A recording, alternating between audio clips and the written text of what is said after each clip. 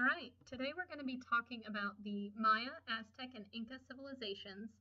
And these three civilizations or empires were all what is considered pre-Columbian. And what that just means is that they were around in the Americas before Columbus ever showed up on the shores in 1492. Two of them, the Inca and the Aztec, were both honestly at their apex or gearing up toward their apex when they were hit by the diseases and invasions that eventually caused their collapse after Spain and other Europeans started showing up on their shores. So let's go ahead and get right into it. Hopefully you've got your guided notes all ready to go. We'll start in what is known as Mesoamerica. Please remember that Mesoamerica is Mexico and modern Central America. Those areas are a part of Mesoamerica, which is called Middle America. And it gets a different designation because technically both of those areas are part of North America, which includes Canada and the United States, but they are culturally quite different. And so they generally are referred to by that different name. In addition, it's such a long landmass from north to south that they kind of give that area of modern Mexico and the countries of Central America a different designation by calling it Mesoamerica. In Mesoamerica, first the Maya and then the Aztecs became the dominant civilizations, and they built on the foundations of the very early sort of civilizations that we talked about during the kind of Bronze Age period. And although the Olmec did not have bronze metallurgy, this is sort of the same time period-ish that we're looking at. It's actually a little bit later. Hopefully you'll remember that corn took a very long time, or maize, sorry, took a very long time to domesticate. And that's one of the reasons that civilizations in the Americas appear 1,000 or 2,000 years after they do in some other parts of Eurasia. So the Olmecs, who we've already discussed, they made those really huge stone heads. They based their civilization on the growing of maize agriculturally. That agricultural surplus gave them the chance to have job specialization and all of the cool stuff that goes with it, having a hierarchy, having an elite, having complex social systems, and monumental architecture, all that kind of stuff. They're also known for playing ball games, and you'll see that a lot in Mesoamerican civilizations. Pretty much each succeeding civilization or empire that follows the Olmec also play these games as a part of ritual in terms of religion, and also I'm sure just for fun. They created these very large temple pyramids and conducted ritual human sacrifices. We'll talk about that a little bit more, but it has to do with appeasement of the gods, especially the sun god, in their polytheistic religious sort of pantheon. And they also were very, very interested in astronomy and precisely calculating the movements of the sun, moon, stars, etc. And they wanted to do this in order to conduct their religious rituals at the proper time. So they were very, very precise and had a really great calendar system, which also, of course, leads to advancements in mathematics, because you have to use math to sort of figure out what's going to be where and when in terms of the stars. So let's go ahead and look at our two areas. The Maya are in this brown area. This peninsula, it's kind of like the thumb of Mexico. This is the area of Maya influence, and I'm not going to call it the empire of the Maya because they were not a unified empire. Over here in the green, this is most of the area of Aztec Empire, and it will eventually extend down and up a little bit further, but that is the general area where the Aztec Empire was located, and the thumb is the area of Maya civilization influence. So let's talk about about the Maya first. Their height is from about 600 to 900 CE, although we can trace their roots back much further into the BCE kind of time period. However, when they are really making big cities, big architectural monuments, they've got 50,000 people, for example, in a city-state, and huge pyramid structures. When they're really, really complex, you're talking about mostly about that 300-year time span. Culturally, the Maya are a united group. Mostly, a lot of Maya still today sort of think of themselves as an ethnic group. They have their own language that they speak, which is indigenous to the Americas or native to the Americas. And throughout this area, no matter what city-state people happened to live in, they all had very, very, very similar practices, whether it was political structure or the orientation of their pyramids or the way that they conducted religious rituals. All those things were very similar. They all were focused on city-states, and there were a lot of wars, actually. City-states would attempt to either raid or take over one another, so there was a lot of warfare going on. They were all polytheistic. Again, the worship of their deities through the use of human sacrifice was practiced, although not to as great an extent that the Aztecs practiced it. The nobles and the priests kind of composed the elite class. So down below the ruler of any given city-state, you would have priests, and a lot of times the priests would come out of the nobility, that kind of group that traces their heritage back to a sort of militaristic ancestor usually. And they were very closely tied together. The religious authority backed up the political authority and vice versa. In order to, just to give you kind of an idea of the environment, this area is part of a area of Mexico that has a really difficult to farm surrounding. There are a lot of rainforest type environments, and if you know anything about rainforests, you might understand that when you cut down the trees, what you're left with is soil that becomes like it lacks fertility after only just a few years. So they really had to get around those issues. So they do a lot of really cool things. First, one of the neat things that they do is a lot of irrigation, obviously. They build terraces into any rugged or steep terrain, which allows there to be flat spaces where they could grow agricultural products. And they also create something called chinampas. And you're going to see these in Aztec culture, agriculture as well. Chinampas is sort of like a floating island. You create a woven mat out of grasses or reeds, and it has to be really sturdy. And on that mat, you pile up dirt, and then you float it out into a water area, so like out into a lake or a pond, and on that, of course, it's got a lot of water, easy access to nutrients, and you can increase the amount of arable or farmable land just by creating these sort of artificial islands. And they created really large artificial islands, actually. We have some primary source records that show these chinampas from the perspective of Spanish who showed up into the 1500s. So they're pretty elaborate structures, and it allowed them to push up the fertility of their soil or the agricultural output of their soil. And that's one of the things that allowed them to create these really complex city-states. They do have a writing system, which we refer to as glyphs.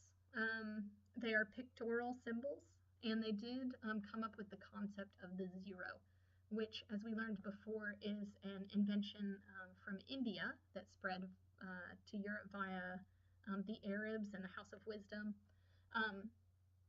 it indicates a really high level of interest and expertise in mathematics. The downfall of the Maya, we think, is just an overtaxing of an already quite marginal environment. One of the things that happens if, for example, there is a drought, which they believe that there was right around the year 900, and maybe even extending a little bit into the late 800s, when you overtax your environment, resources become scarce. And of course, with scarce resources comes increased internal conflict. So city-states were waging extremely destructive wars against one another. This is all set against a background of famine, and of course, if people are malnourished, it's also set against a background of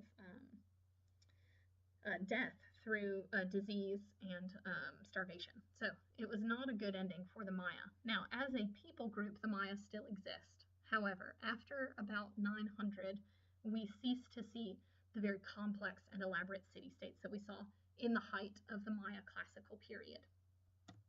All right. Political authority, again, as I said before, rests with kings who rule over city-states, but they are very closely intertwined with the priests and the religion.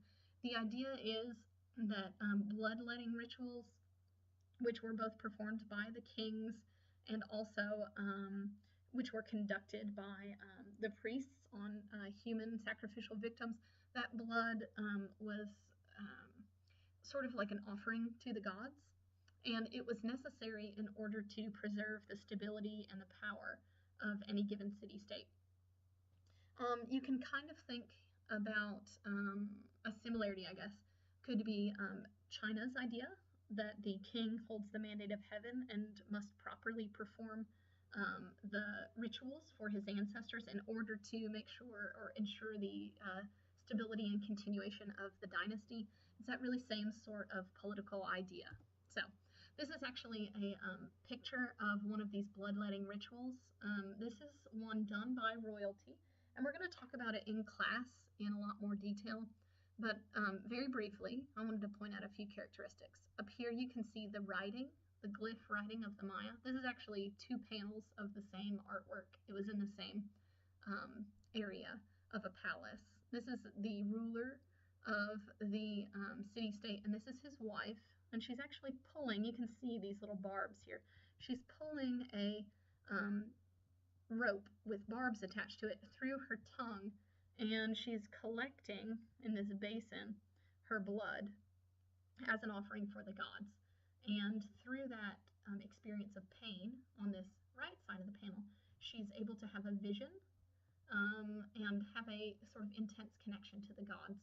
You can think of it almost like the Sufis that we talked about in class already, the idea of mysticism, the idea that you can, through some physical act, have a direct connection with the gods. This is a very similar sort of mystical belief that through this pain and bloodletting, you would eventually have a vision and a direct contact with the gods. So these are some of the Maya city-states. You can see there's extremely complex, really cool architecture. And this is, of course, after, 1,000 or more years of just sitting there in the jungle. So this was at one point a huge plaza and there would have been a lot of other structures around it, but this is what remains still today. Over here on the left, we have a ball court, which was part of, again, the religious ritual that the Maya took part in. We've got here, this is kind of cool, this is one of the rulers of a Maya city-state. You've got the glyphs again, and you've got less important people like this tiny figure right here who are coming to the ruler, who's depicted as very large and important, giving offerings and basically seeking an audience with the ruler, but doing so in a really sort of submissive way. Over here we've got a guy, he's like got a little bug swatter, making sure that, he's not bothered by any of the bugs. So, all right. Here we've got a Maya soldier up in the middle, and he actually is having a prisoner of war. And I know it kind of looks like Gollum, but really it's just supposed to be a warrior from a rival city-state, and he's captured him. And what happened to captured POWs is either that they would be enslaved or most often used as victims in ritual sacrifices. The jaguar is also an important religious symbol for this area of the world, and obviously a lot of polytheistic religions focus on animals that happen to be very powerful and living in that area. So let's see, in Nubia we looked at a god with a lion head. That's an example. Here you've got a jaguar that's representative of the gods. All right. The writing style, I wanted to show you a little closer up photo. These are the picture symbols, and again, it's all pictorial, so it's extremely difficult to decipher, although scholars have in the past several years sort of broken the Maya code, and we can now read the script and read a lot of those stone monuments that are left. So that's kind of cool. And here on the left, we have an example of the Maya calendar. And you can tell it's super, super complex. There's a ritual calendar here, as well as sort of a year-to-year calendar. It's just a joke, obviously. How come it ends in 2012? It's because he ran out of space on the rock. I don't know if you guys remember when the whole Maya last day of the world rumors were circulating. However, thankfully the world did not end. So let's talk about the Aztecs. Their height is from about 1300 to about 1500. They are, unlike the Maya, which were disunified city-states, they are a true united empire. And they are, like most empires, conquerors. They use military forces to conquer their enemies. And they rule them from their capital at Tenochtitlan. And they have an emperor, just like an emperor and empire would be expected to. And it's a huge, huge capital. When Spaniards encountered the Aztec civilization during the 1500s, they're totally blown away by the capital. It is larger than any city that existed in Europe at that time by a quite significant factor. And it had huge canals and causeways, and it was out on an island in the middle of a lake. So it was a really impressive capital. Important families usually controlled conquered outlying areas, and all of those conquered people had to give tribute. So I'd like you to put a star beside that little point right there. Conquered peoples had to give tribute. So this was, in the best sense of the word, a tribute state. The state, the power of the state was built on the gifts, quote gifts, that were offered by their conquered people, forced gifts really. And that is how a lot of the wealth of the empire was built, and how a lot of the centralization took place, because that wealth was moving into the center, into the capital. They had a very complex social hierarchy with an emperor, obviously, nobles and priests all at the top, and they had that very close connection between priests and the ruling class as well. The religion and the rulers were very closely intertwined. Bloodletting doesn't just remain an important political ritual, it becomes a even more important political ritual with a lot of human sacrifice. And you can look at the human sacrifice in two ways. First of all, you can look at it religiously. Obviously, the Aztecs believed that the sun god required the blood of these victims in order to be appeased and to keep their empire up and running. In addition, though, I think it's a fantastic way to subdue and frighten people that you've conquered. If you are causing problems for the Aztecs, you might find yourself up on top of a huge pyramid, having your heart taken out in a ritual sacrifice. So it's a definite sort of fear factor. So here's an Aztec temple that was unearthed recently in modern Mexico. This is a Spanish depiction of the ritual of human sacrifice, and it looks a little bit funny, but this is think of it like a cartoon. Okay, so this is the priest, and he is using an obsidian knife to cut open the little thoracic area of this victim, and then it's showing you the heart of the victim right up there. So obviously the blood and the heart were very important. He's got a little helper down here. I'm not sure why I doesn't have pants on.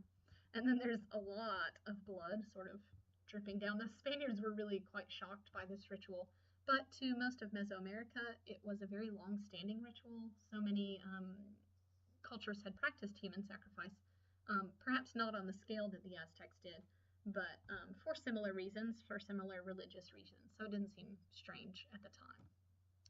All right, we're going to move on to our last civilization, or our last empire, I'm sorry, which is the Inca. The Inca Empire is around from the 1400s until the 1500s, and the Inca were really sort of in their infancy when disease and invasion by Europeans caused their downfall. They really had not reached the height of their powers at this point. One of the reasons that they were conquered not only was the disease that Europeans brought in, but also the fact that there had been a civil war over the succession of who would be the next king, just a few years before the Spanish showed up in 1532. So the Inca were at a disadvantage in a lot of ways. And indeed, also like the Aztecs, they were a conquest state. They used their military to expand and create a true united empire. And they governed over the single largest empire that existed on the planet during those years. So it was not the largest empire that had ever existed, but for contemporaries of the Inca were the single largest empire that existed at the time. Of course, if you're conquering that many people, you're also making an awful lot of enemies. And the Aztecs, of course, did the same thing when they created their empire. And one of the other reasons that both of these empires fell to Europeans, it wasn't only disease, it wasn't only the fact that, Europeans had, guns and things like that. It was also the fact that all the people that they had conquered turned against them when they could and worked with the Spanish to conquer these empires. So that's an important thing to remember. Now, at their height, and one of the reasons that they became such an awesome, huge, successful empire is that they have the llama. Now, the llama is only a pack animal. You cannot ride it into battle. It only carries about 60 pounds, fully loaded, and but it does provide manure for fertilizer for crops, which raises your agricultural productivity. It provides wool, it provides milk, and of course it provides transportation ability. So the Inca had a huge advantage that the Aztecs did not share. The Aztecs, remember, as well as the Maya, had no large domesticated animals. They had turkeys and guinea pigs and things like that. So the Incas are going to farm potatoes primarily, just like their precursor, the Chavin. I hope that you guys remember the Chavin from the Bronze Age. And this area of South America has a huge line of mountains that runs down it called the Andes. Because of that really mountainous terrain, one of the things that the Incas do is build a huge amount of terraces. And again, these are flat steps sort of built into the sides of mountains, which allows the direct sunlight to hit on whatever plants are put into the ground in those areas, and it increases your agricultural productivity. The Incas are real, true masters of civil engineering. Probably just as good as the Romans. I know we talked a lot about how the Romans were masters of civil engineering. The Incas are every bit as good because they're working in a ridiculous kind of terrain. These are really, really large mountains, akin to what you would see if you went out and looked at the Rocky Mountains. So really, really impressive mountains. The kings of the Inca sort of framed themselves religiously, as did the Aztec and Maya.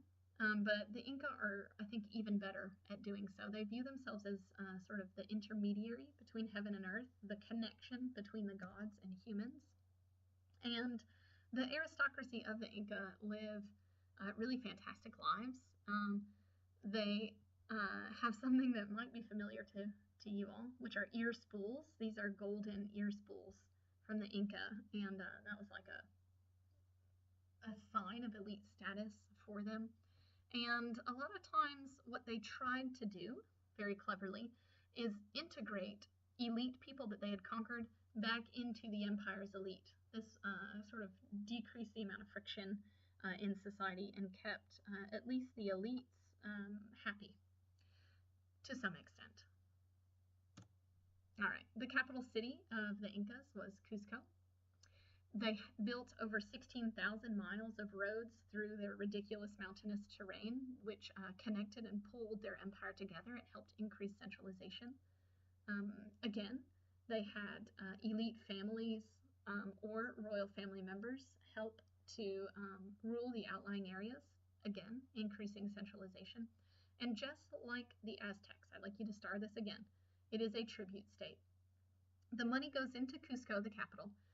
Now, what's interesting about the Inca system of tributary states is that they had what was called a redistributive economy, in which all that wealth would go to Cusco, and then the Inca, who was the emperor, the Inca would sort of parcel out all of that tribute as a way of ensuring loyalty and making sure that everybody had what they needed. It was a way, again, to centralize power. If I've got all the stuff and I give you the stuff that you need, then you'll remain loyal to me. So that's sort of the way that that operates. So put a little star or highlight that word redistributive economy and understand what that means. The government had a huge amount of control over the economy. They controlled trade, labor, they kept extremely detailed census records, and had a very centralized economy based around that redistributive and tribute system. All right, this is a little bit more about the economy because, again, it's a big deal for the Inca. You can see this insane landscape that they're building into. And these flat places are the terraces that I was talking about. Any place where you see flat, stair-like structures, that's all human created. Taxes among the Inca are often paid in labor, similar to what they did in China. Rather than pay grain or something like that, you would pay your taxes by going to work for the government for a specified period of time. And this labor was called mita labor. You'll need to put maybe a double or triple underline under that word. Mita labor is your labor tax. And it was used in order to create these huge, enormous, really cool civil engineering projects. These irrigation, water control systems, the terraces, all that stuff was created through mita or tax labor. Labor was done not individually, however. Your labor tax was done through a group called your IU.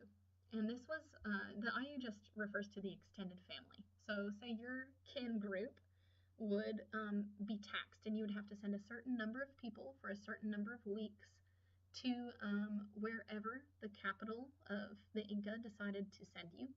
And you would conduct your labor there, and that would be your tax. And again, these are kind of funny words, but they're very important to remember. So put a triple underline or highlight that word IU as well, because they are funny and sometimes it's hard to remember what they meant, but they will definitely show up on your exam. Another interesting component of the Incas is the fact that they create, again, the biggest empire that existed at that time, and these huge civil engineering feats with all this crazy centralization and organization of the economy without having a fully fledged writing system. They did have a form of record keeping called the quipu. We have talked about this with the Chavin already, the earlier civilization on whose heritage the Inca sort of built their empire. The quipu, again, are woolen strings, and they had different colors, and they were knotted at various points. And you can sort of think of it, I've heard it described as 3D writing. I kind of think of it like a 3D Excel spreadsheet. Okay, that's the kind of information that the Inca were keeping. So this wasn't literary, it was definitely like accounting sort of records. And depending on where the knot fell or what color the string was, that signified X or Y different thing in terms of record keeping or administrative practices. So that is all we have for today. As always, please come with your questions to class. I think the most important things to remember in terms of these empires are that they are fully fledged, extremely complex, very large empires, and they are the equivalent of what we've been discussing in Eurasia throughout our class time. So I know we have not spent as much time on the Americas, so I wanted to make sure that you guys sort of understand that this is an equivalently complex and cool civilization. So again, let me know if you've got questions, and that'll be that.